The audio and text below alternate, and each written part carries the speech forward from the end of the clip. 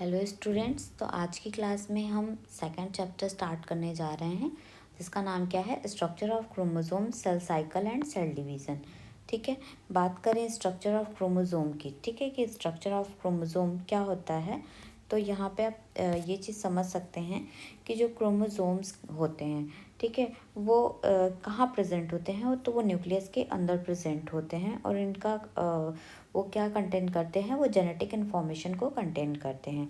ठीक है, तो अगर आप इसकी डेफिनेशन लिखना चाहें तो लिख सकते हैं आप कि क्रोमोसोम्स, ठीक है, chromosomes are structures, chromosomes are structures found in the कहाँ प्रेजेंट होते हैं बेटा, न्यूक्लियस। ठीक है, तो found in the nucleus of cells, nucleus of cells and contain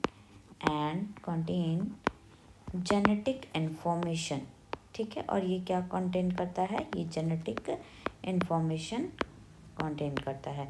I think ये आपको बात समझ में आ गई होगी। और each human cell has 46 chromosome. अगर आप ये चाहें तो ये भी लिख सकते हैं कि जो ह्यूमन सेल होती है उसमें कितने क्रोमोसोम प्रेजेंट होते हैं। तो आपका आंसर क्या हो जाएगा, 46 क्रोमोसोम। ठीक है, each human cell has 46 chromosomes. क्या ये आपको बात समझ में आ गई। ठीक है, 46 को क्या हम 23 पेयर कह दें तो कोई प्रॉब्लम नहीं होगी आपको। 23 पेयर मतलब क्या, वो 46 ही तो हुआ।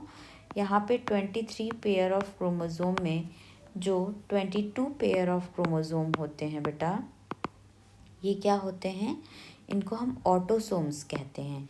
ठीक है, इनको हम क्या कहते हैं, ऑटोसोम्स कहते हैं। और लास्ट का 1 पेयर क्रोमोसोम जो होता है बेटा, लास्ट का 1 पेयर जो क्रोमोसोम होता है वो सेक्स क्रोमोसोम होता है। यानी ये बताता है कि ये मेल है या फीमेल। अगर XX हुआ तो आप क्या बताओगे, और XY हुआ तो क्या बताओगे। तो अगर XX हुआ तो ये चीज़ क्या हो जाएगी बेटा, ये फीमेल हो जाएगा। और XY अगर क्रोमोसोम प्रेजेंट हुआ बेटा तो ये क्या हो जाएगा, ये मेल हो जाएगा। आई थिंक आपको ये समझ में आ गया होगा कि क्रोमोसोम की अगर डेफिनेशन पूछ ले तो आप क्या बताएंगे, chromosomes are structure found in the nucleus of cell contain genetic information. Each human cell has 46 chromosome. 46 को हम 23 पेयर भी बोल सकते हैं। 23 पेयर ऑफ क्रोमोसोम में 22 पेयर ऑफ क्रोमोसोम जो होते हैं वो ऑटोसोम्स कहलाते हैं। और लास्ट का 1 पेयर क्रोमोसोम्स को हम क्या कहते हैं, सेक्स क्रोमोसोम कहते हैं। ठीक है, जो क्या बताता है, अगर XX हुआ बेटा तो वो क्या इंडिकेट करेगा कि वो फीमेल है। और अगर XY हुआ तो वो क्या इंडिकेट करेगा कि वो मेल है। ठीक है, यहाँ पे क्रोमोसोम में, ठीक है, क्रोमोसोम्स में ये चीज़, क्रोम मीन्स क्या होता है बेटा, कलर्ड। ठीक है, क्रोम मीन्स क्या होता है, कलर्ड। और सोम मीन्स क्या होता है, बॉडी। ठीक है, ये चीज़ आप यहाँ पे भी देख सकते हैं, ये आपको दिखाई देगा। Chromosome are highly condensed coiled chromatin fibre. ये हाईली, जो क्रोमैटिन फाइबर होते हैं, ये थ्रेड लाइक स्ट्रक्चर होते हैं, वो हाईली कंडेंस्ड होते हैं। वो क्या मिलके बना लेते हैं, क्रोमोसोम बना लेते हैं। The chromosome readily pick up certain dye and get coloured, hence the name chromosome. Chroma means क्या बताया बेटा, कलर्ड। और सोमा मीन्स क्या बताया बेटा, बॉडी। यानी क्रोमोसोम्स की अगर बात करें तो क्रोमा मीन्स क्या हो जाएगा, कलर्ड। और सोमा मीन्स क्या हो जाएगा, बॉडी हो जाएगा। आई थिंक आपको ये समझ में आ गया। अच्छा, एक क्वेश्चन और अगर पूछ ले आपको कि नॉन डिवाइडिंग स्टेज किसे कहते हैं, ये मैं आपको अभी बताऊंगी कि कितनी स्टेजेस होती हैं, interphase, G1, S, G2, M, prophase, metaphase, anaphase, telophase. ये सारी चीज़ों के बारे में हम अभी डिस्कस करेंगे। लेकिन फिलहाल यहाँ पे ये पॉइंट दिया हुआ है तो आप ये अंडरलाइन कर सकते हैं कि जो नॉन डिवाइडिंग स्टेज होती है उसे हम क्या कहते हैं, इंटरफेज कहते हैं। तो आई थिंक आपको ये समझ में आ गया होगा। ठीक है, अच्छा, डिस्कवरी ऑफ क्रोमोसोम की बात करें तो chromosome were first discovered in 1882 by a German scientist Walter Flemming. यानी फ्लेमिंग ने 1882 में इसे क्रोमोसोम को डिस्कवर किया था। ठीक है, क्रोमोसोम को डिस्कवर्ड किसने किया था, तो आप क्या बताएंगे कि क्रोमोसोम को डिस्कवर्ड किया था 1882 में फ्लेमिंग ने। ठीक है, किसने डिस्कवर किया था बेटा, फ्लेमिंग ने। He notice these in the rapidly dividing cell of the larva of salamander, ये एक एम्फीबिया है। यहाँ पे आप देख सकते हैं कि सैलामेंडर एन एम्फीबियन, ठीक है। इसको कहाँ पे देखा था, एक एम्फीबियन में देखा था। अच्छा, एम्फीबिया क्या होता है बेटा, याद रखिएगा, एम्फी वर्ड केमिस्ट्री में भी आएगा, ठीक है। और एम्फोटेरिक ऐसे करके, तो एम्फी मीन्स होता क्या है, जो डुअल नेचर शो करते हैं उन्हें ही हम क्या कहते हैं, एम्फी बोल सकते हैं। यानी ये एम्फीबियन, यानी ये लैंड पे भी रहते हैं और वाटर पे भी रह सकते हैं, ठीक है, वाटर में भी रह सकते हैं। तो ये सैलामेंडर एक एम्फीबियन है। इसमें ही डिस्कवर किया था कौन से ईयर में, 1882 में। किसने डिस्कवर किया था बेटा, तो आप क्या बता देंगे कि इसे फ्लेमिंग ने डिस्कवर किया था, ठीक है। The microscope he used was of old type, and through it he saw minute threads that appeared to be dividing lengthwise. Fleming called their division mitosis. यानी इसमें डिवीज़न हो रहा था, तो उसे फ्लेमिंग ने क्या कहते थे कि इसमें ये डिवीज़न जो हो रहा है वो, उसे हम क्या कहते हैं, माइटोसिस कहते हैं। अभी आप पढ़ेंगे कि एक होता है माइटोसिस होता है बेटा, डिवीज़न जो होता है वो 2 टाइप का होता है, एक माइटोसिस होता है और एक क्या होता है बेटा, मियोसिस होता है, ठीक है। अगर सेल ग्रोथ कर रही है तो वो चीज़ क्या हो गई कि माइटोसिस हो गई। अगर ये हाफ सेल, मियोसिस को हम हाफ डिवीज़न या फिर रिडक्शन डिवीज़न के नाम से भी जानते हैं बेटा। जैसे इसमें अगर आप इसको समझ सकते हैं कि यहाँ पे हाफ डिवीज़न और रिडक्शन डिवीज़न का मतलब क्या है। जैसे डिवीज़न जो मैंने बता दिया, कितने टाइप्स का बता दिया, 2 टाइप्स का, एक हो गया माइटोसिस और दूसरा क्या हो गया बेटा, मियोसिस, ठीक है। अगर सेल जो है वो ग्रोथ कर रही है, ठीक है, रिपेयरिंग ऑफ सेल हो रहा है, तो वो कौन सा डिवीज़न कहलाएगा, माइटोसिस। लेकिन अगर जो सेल है वो हाफ हो गई, ठीक है, रिड्यूस हो गई, तो वो चीज़ क्या कहलाएगी, मियोसिस कहलाएगी। जैसे 2n सेल है और ये डिवाइड कर गई और ये किस में बना लिया इन्होंने, n और n ने, तो इसमें कौन सा डिवीज़न आप बताएंगे कि इसमें क्या हो गया, मियोसिस हो गया, क्योंकि ये हाफ डिवीज़न हो रहा है, ठीक है। तो ये जो डिवीज़न होता है, सेल डिवीज़न जो होता है बेटा, ये कितने टाइप का होता है, ये मेनली 2 टाइप का हो गया, माइटोसिस और मियोसिस। अगर रिपेयरिंग ऑफ सेल, तो आप क्या बता दोगे, माइटोसिस। और मियोसिस में क्या होता है, हाफ डिवीज़न होता है या रिडक्शन डिवीज़न होता है, ठीक है। तो आपको ये समझ में आ गया होगा कि ये माइटोसिस और मियोसिस दोनों चीज़ें हैं क्या। बात करें स्ट्रक्चर ऑफ क्रोमोसोम की, तो 2 chromatids joint at some point along the length, this point of the attachment is called centromere. अच्छा, अब ये नया वर्ड क्या आ गया, कभी क्रोमैटिड हो जा रहा है, कभी क्रोमैटिन हो जा रहा है, कभी क्रोमोसोम हो जा रहा है, तो ये चीज़ें हैं क्या, तो इसको हम आपको और अच्छे तरीके से बता दे रहे हैं। एक ऊन का धागा लीजिए, ठीक है, इसको हमने इस तरीके से रखा, ठीक है, तो इसको हमने नाम दे दिया बेटा क्रोमैटिन, ठीक है। ये बिल्कुल ही थ्रेड लाइक स्ट्रक्चर हो गया, क्रोमैटिन हो गया, ठीक है। अब इसको हमने कुछ इस तरीके से फोल्ड कर दिया, तो ये एक सिंगल बना ना बेटा, तो इसको हमने क्या नाम दे दिया, क्रोमैटिड। ये चीज़ क्या हो गई, क्रोमैटिड हो गई, ठीक है। अब ये इस तरीके से पेयर फॉर्म में हो गया, ये आप देख सकते हैं, इस तरीके से ज्वाइंट हो गया। और ये जिससे ज्वाइंट होता है, अच्छा, इसका सेंट्रल पार्ट ज्वाइंट हो रहा है ना, तो इसी वजह से हम इसे सेंट्रोमियर कहते हैं। आई थिंक आप भूलेंगे नहीं कि 2 क्रोमैटिड, ये एक क्रोमैटिड और ये एक क्रोमैटिड आपस में ज्वाइंट होते हैं with the help of centromere, और इस स्ट्रक्चर को हम क्या नाम दे देंगे बेटा, क्रोमोसोम्स, ठीक है। आई थिंक आपको क्रोमोसोम का स्ट्रक्चर क्लियर हो गया होगा, क्रोमैटिन का स्ट्रक्चर समझ में आ गया होगा, क्रोमैटिड समझ में आ गया होगा। तो अभी आप कंफ्यूज बिल्कुल ना होइएगा। एक थ्रेड लिया आपने, उसका नाम क्या हो गया, क्रोमैटिन हो गया, उसको हमने फोल्ड किया तो ये क्या हो गया, क्रोमैटिड हो गया, और ये हमने इसको पेयर फॉर्म में बना दिया, तो ये चीज़ क्या हो गई बेटा, क्रोमोसोम हो गई। और 2 क्रोमैटिड बॉडी आपस में अटैच होती हैं with the help of centromere, ठीक है। आई थिंक आपको क्रोमैटिन, क्रोमैटिड और क्रोमोसोम क्लियर हो गया होगा। तो ये लाइन आपको अब समझ में आ गई होगी कि 2 chromatids are joint at some point along the length, this point of attachment is called centromere. इस पॉइंट ऑफ अटैचमेंट को हम क्या कहते हैं, सेंट्रोमियर कहते हैं, ठीक है। क्या आपको सेंट्रोमियर समझ में आ गया, अरे यही सेंट्रल वाले पार्ट को ही तो हम क्या कहते हैं, सेंट्रोमियर कहते हैं। क्या ये क्रोमैटिड्स आपको समझ में आ रहे हैं, ठीक है, ये तो क्रोमैटिड्स आपको क्लियर हो गया होगा, ठीक है। अब हम बात करते हैं क्रोमैटिन की, कि क्रोमैटिन में और चीज़ें क्या होती हैं और ये कैसे बना होता है।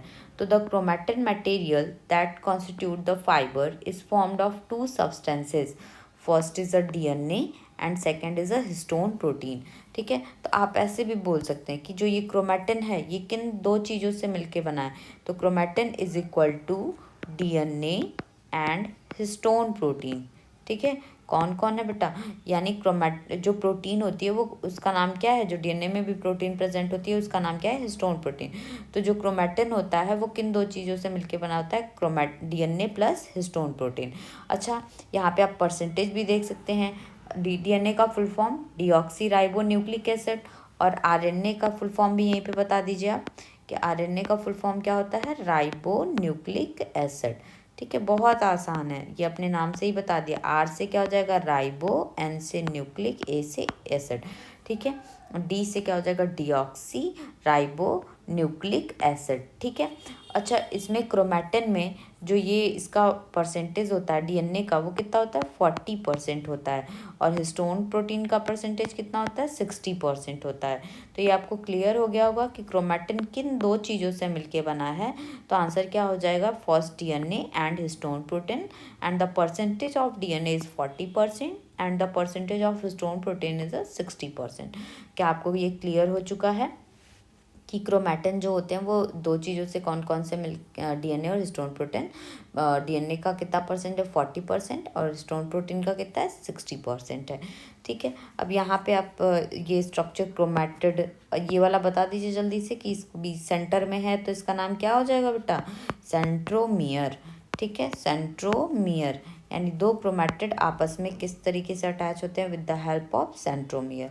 ठीक है, अब ये देखिए ये डीएनए जो होता है, जो ये डीएनए होता है वो 8 हिस्टोन प्रोटीन से सराउंडेड होता है, और न्यूक्लियोसोम, उसे हम क्या कहते हैं, न्यूक्लियोसोम कहते हैं। फिर ये न्यूक्लियोसोम हुआ, कॉइल हुआ, फिर क्रोमैटिन फाइबर बनाया, फिर क्रोमोसोम बनाया, फिर ये किसके अंदर चले जाएंगे, न्यूक्लियस के अंदर, और न्यूक्लियस किसके अंदर प्रेजेंट होगा, सेल के अंदर। तो ये आपको फ्लो चार्ट आई थिंक समझ में आ गया होगा। ठीक है, तो अब बात करते हैं DNA strand winds around a core of 8 histone molecule. This core can be imagined like a football, यानी सपोज दैट ये डीएनए है। ठीक है, अब डीएनए जो है वो 8 हिस्टोन प्रोटीन से इस तरीके से मतलब अरेंज है, तो इसे हम ऑक्टामेयर भी बोल सकते हैं बेटा, ऑक्टामेयर। ठीक है, और इसे हम जब डीएनए प्रोटीन, ठीक है ये हो गया डीएनए, ठीक है, ये हिस्टोन प्रोटीन से सराउंडेड हो जाता है तो इसी का नाम क्या हो जाएगा, न्यूक्लियोसोम। क्या हो जाएगा बेटा, nucleosome. A single human chromosome में हैव अबाउट मिलियन न्यूक्लियोसोम्स, यानी एक सिंगल ह्यूमन क्रोमोसोम्स में मिलियन ऑफ न्यूक्लियोसोम्स प्रेजेंट होते हैं। आई थिंक आपको ये क्लियर हो चुका होगा कि ये न्यूक्लियोसोम्स क्या होते हैं। ठीक है, तो ये स्ट्रक्चर भी आपको क्लियर हो रहा होगा। डीएनए अगर सराउंडेड होता है किससे, 8 हिस्टोन मॉलिक्यूल से, तो उसे ही हम क्या कहते हैं, न्यूक्लियोसोम्स। ये क्लियर हो चुका है आपको। स्ट्रक्चर ऑफ डीएनए की बात करें तो the shape of DNA molecule was studied by Rosalind and Franklin in 1953 and the structure was finally worked out by Watson and Crick। ठीक है, यानी 1953 ने वॉटसन और क्रिक ने इसका स्ट्रक्चर दिया था। ठीक है, और शेप किसने दिया था, जो ये शेप है वो किसने दिया था, रोजलिंड एंड फ्रैंकलिन ने दिया था 1953 में, और सेम ईयर ने इस पे वर्क किया किसने, वॉटसन और क्रिक ने। ठीक है, वॉटसन और क्रिक को इसके लिए नोबेल प्राइज़ भी मिला है। जो डीएनए मॉलिक्यूल होते हैं वो बहुत ही लार्ज होते हैं, सिंगल मॉलिक्यूल होते हैं, and hence it is described as a macro molecule बेटा। इसी वजह से हम इसे क्या कहते हैं, मैक्रो मॉलिक्यूल। आपको पता होगा एक होता है मैक्रो और एक होता है माइक्रो। ठीक है, तो माइक्रो, आप फ़ोन में सिम कार्ड लगाते हैं ना, तो माइक्रो मीन्स क्या होता है, स्मॉल होता है, और मैक्रो मीन्स क्या होता है, बड़ा होता है, लार्ज होता है। तो जो लार्ज मॉलिक्यूल होते हैं उनके लिए तो हम मैक्रो टर्म यूज़ कर सकते हैं ना, तो जो लार्ज सिंगल मॉलिक्यूल होता है उससे हम क्या कह सकते हैं, मैक्रो मॉलिक्यूल कह सकते हैं। ठीक है, अब ये आपको आई थिंक समझ में आ गया होगा कि ये मैक्रोमोलिक्यूल होता है जो डीएनए होता है। और इसको सबसे पहले स्टडी किसने किया था? तो रोजलिंड और फ्रैंकलिन ने। कौन से ईयर में? 1953 में। और इस पे जो स्ट्रक्चर है उस पर वर्क किया था, किसने किया था बेटा? वॉटसन और क्रिक ने। ठीक है, जो ये डीएनए का स्ट्रक्चर होता है, ठीक है, जो डीएनए का ये स्ट्रक्चर होता है वो कुछ इस तरीके से होता है, आप यहाँ पे समझ सकते हैं। सपोज दैट ये डीएनए का स्ट्रक्चर बना हुआ है, ठीक है, और ये इसमें नाइट्रोजनस बेस प्रेजेंट होते हैं। 4 नाइट्रोजनस बेस होते हैं। एक का नाम है एडेनिन, दूसरे का नाम थायमिन, गुआनिन और साइटोसिन। अभी आप पढ़ेंगे फिर से। अगर आपको याद नहीं हो रहा है तो आप ऐसे भी कर लो पहले स्टार्टिंग में, फिर नेम पूरा पूरा ज़रूर याद कर लेना। ATGC, ठीक है, ATGC। अब इसका वर्क क्या है? ये नाइट्रोजनस बेस जो होते हैं, अगर पूछिए कि नाइट्रोजनस बेस कौन कौन से होते हैं, ठीक है, नाइट्रोजनस बेस जो होते हैं वो कौन कौन से होते हैं, तो आप बता दोगे ATGC। अब इसको आप ऐसे याद कर सकते हैं, आटा 2 बार, ठीक है, आटा 2 बार गांव से, इसको याद रखिएगा, आटा 2 बार गांव से। अब इसका मतलब क्या हुआ? ये मैंने निमोनिक आपको क्यों बताया? निमोनिक आप समझ रहे होंगे ना, याद रखने के लिए कोई ट्रिक जो होती है उसे हम निमोनिक भी कहते हैं। तो यहाँ पे आ से आप याद रखेंगे एडेनिन, ट से याद रखेंगे थायमिन, और 2 बार का मतलब याद रखेंगे डबल बॉन्ड। यानी एडेनिन और थायमिन जो होते हैं वो आपस में अटैच होते हैं कितने बॉन्ड से? तो डबल हाइड्रोजन बॉन्ड से। और गांव से का मतलब क्या हुआ? गांव का मतलब हो गया G, से का मतलब C। अब एक हो गया डबल बॉन्ड से अटैच है, तो दूसरा किससे होता है? ट्रिपल बॉन्ड से। तो यहाँ पे ये adenine double bond thymine, guanine triple bond cytosine, या साइटोसिन ट्रिपल बॉन्ड गुआनिन, फिर थायमिन डबल बॉन्ड एडेनिन। तो ये स्ट्रक्चर कुछ इसी तरीके से डीएनए का बनता है। यहाँ पे आप देख सकते हैं ये स्ट्रक्चर। यहाँ पे आपको गुआनिन और साइटोसिन के बीच में कितने बॉन्ड दिख रहे हैं बेटा? Triple hydrogen bond. थायमिन और एडेनिन के बीच में डबल बॉन्ड। याद रखिएगा, ये मैंने आटा आपको बताया है ना, तो आटा में एडेनिन जो है वो थायमिन से ही जुड़ेगा, वो साइटोसिन से नहीं ऐड हो जाएगा, इसी वजह से मैंने आटा लिखा है, ठीक है। और थायमिन जो है वो एडेनिन से जुड़ेगा, वो साइटोसिन या गुआनिन से नहीं जाके अटैच हो जाएगा, ठीक है। तो क्या आपको ये स्ट्रक्चर समझ में आ गया है, जो ये डीएनए का स्ट्रक्चर बना हुआ है? तो आप बहुत ही आसानी से डीएनए का स्ट्रक्चर कुछ इस तरीके से बना सकते हैं। और एडेनिन को हमेशा किससे ऐड करेंगे? थायमिन से। कितने बॉन्ड से? आटा कितनी बार लाना है गाँव से? 2 बार लाना है, तो यहाँ पे डबल बॉन्ड से, ठीक है। आई थिंक आपको ये समझ में आ गया होगा, ठीक है। Each single DNA strand is composed of repeating nucleotides which are made up of 3 component. अब ये पूछेगा न्यूक्लियोटाइड्स क्या होते हैं, ठीक है। न्यूक्लियोटाइड्स जो होते हैं वो क्या होते हैं? तो आप बताओगे कि ये 3 चीज़ों से मिलके बने होते हैं। एक होता है फॉस्फेट, ठीक है, एक क्या होता है? फॉस्फेट। दूसरा होता है शुगर, और तीसरा हमारा क्या होता है? नाइट्रोजनस बेस होता है। जो शुगर होती है वो कैसी होती है? पेंटोज होती है। कैसी शुगर होती है? पेंटोज। पेंटोज मतलब आप समझ रहे हैं ना, 5 कार्बन की रिंग होगी, ठीक है।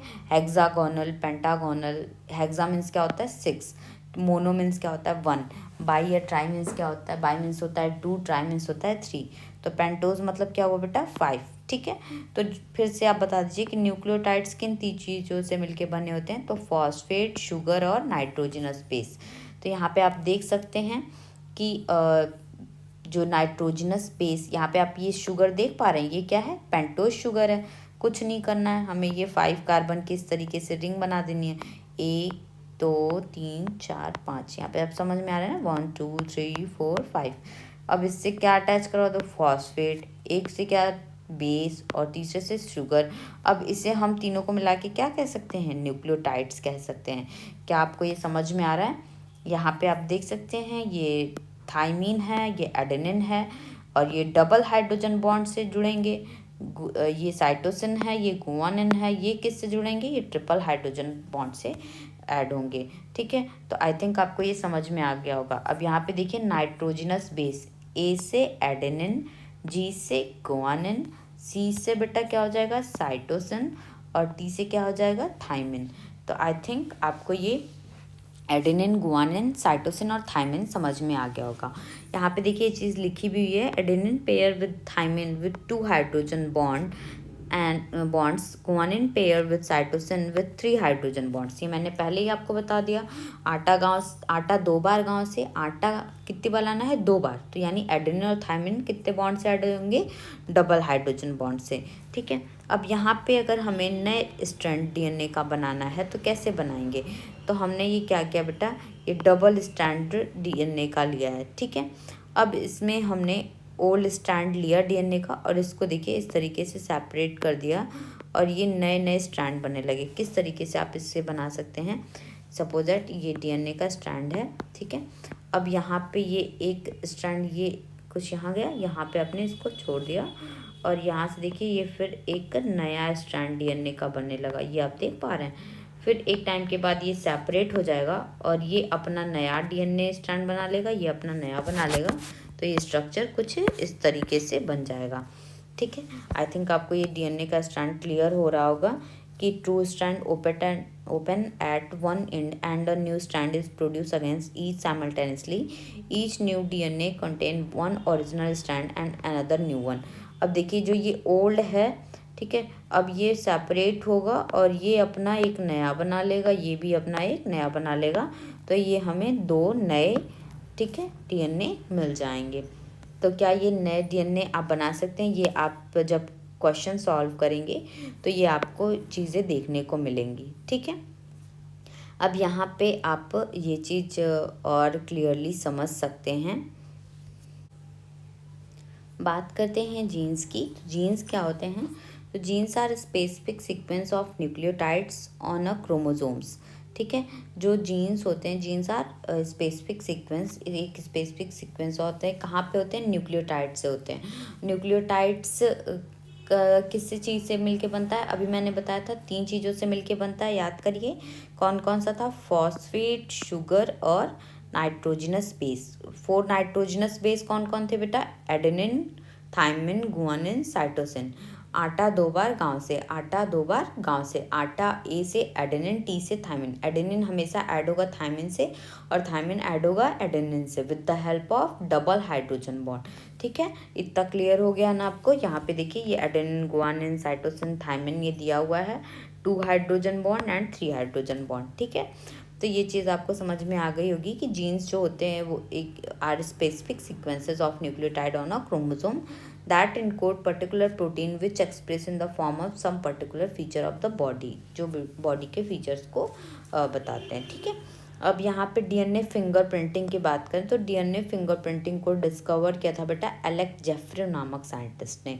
ये आप देख सकते हैं कि जो मैंने थोड़ा सा एक्स्ट्रा बता दिया आपको कि डीएनए फिंगरप्रिंटिंग को किसने डिस्कवर किया था, तो ये आंसर आप क्या कर सकते हैं कि इसको एलेक्स जेफरे ने डिस्कवर किया था।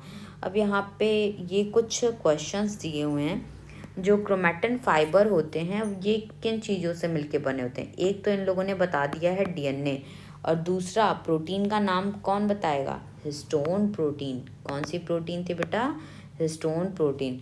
द क्रोमैटिड्स आर अटैच, बहुत इजी क्वेश्चन, ये क्रोमैटिड्स हो गए, अटैच होते हैं, तो ये बीच वाले पार्ट को क्या कहते हैं, सेंटर में है, सेंटर में है तो क्या बताओगे, सेंट्रोमियर। ठीक है, और ये 3rd और 4th आंसर आप हमें कमेंट में करके बताएंगे। ओके, बात करते हैं the chromatin material is formed of, बहुत आसान, डीएनए एंड हिस्टोन। यहाँ पे देखिए ये क्वेश्चन ऐसे फिल इन द ब्लैंक्स में भी पूछ लिया, यहाँ भी पूछ लिया। The term chromosome literally means, Chrome means क्या बताया था बेटा, कलर्ड, और सोमो मीन्स क्या बताया था, बॉडीज। तो ये आपको समझ में आ गया होगा, ठीक है, कि कलर्ड बॉडी को क्या कहते हैं। तो यहाँ तक मैंने क्लियर कर दिया है। नेक्स्ट क्लास में हम name the following, very short और शॉर्ट आंसर और लॉन्ग आंसर आप खुद से कर लीजिएगा, ये हम आपको डिस्कस करेंगे। ठीक है, ये सारे क्वेश्चन जितने दिए हुए हैं ये हम आपको बताएंगे और नेक्स्ट चैप्टर को यही चैप्टर कंटिन्यू करेंगे। Okay, thank you.